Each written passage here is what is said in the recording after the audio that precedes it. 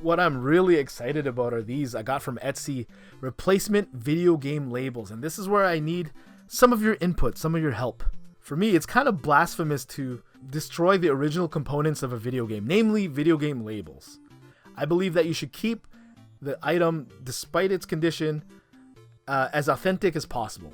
But at what point is it acceptable to replace like a video game label? How damaged does it have to be? How much wear has to be shown before you rip that sucker off and put a new replacement one on?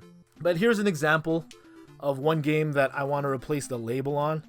The TMNT 3 for the Game Boy. It's actually a really fun game. Very pricey too, actually. But the one I have here, the label's pretty beat. Again, Create loves a deal.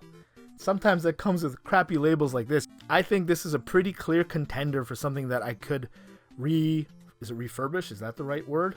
I got this really cool like holographic sticker. And I like this because it kind of points out the fact that this is a reproduction. It's not obviously just trying to copy something, like scan it and put it back on. That might try to fool somebody. This is obviously holographic. It never came like that originally. And I think it's important, if the game's going to stay in my collection, it has to be in a state that I can appreciate it. And I think this one's pretty bad. Let me know in the comments below. Would you leave this label or would you replace it? Now here's another one that has a little bit of a kind of odd type of label damage. Somebody tried to use hot glue on this Fievel Goes West cartridge. Again, a little bit more pricey, this cartridge. I don't even know. How could you fix this? Does anybody know? Would you try to fix this? Or would you replace this one? Is this level of label damage acceptable to replace? Or do I keep this as is? Let me know what you think in the comments below. Of course, I'm going to do what I want.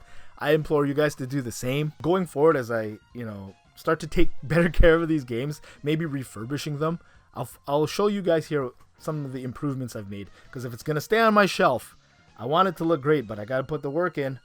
You can see here the Faxandu manual. Yes, I'm calling it Faxandu.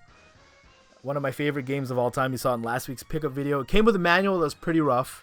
And I watched a couple videos on how people iron press comic books at home. So I kind of tried to use the same tactics that they used.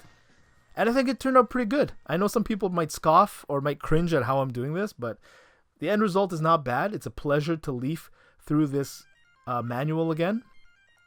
One thing I did do, however, that I think maybe is kind of overboard, was I did a staple replacement. I had to try to put the staple through these papers that were all shifting and moving around. I probably caused more hole wear. That didn't sound good to this manual. Thankfully, it came out really good at the end. The pages are all tight. But yeah, if anyone out there has some manuals, I think it's worthwhile to iron them out, make them look nice and pristine.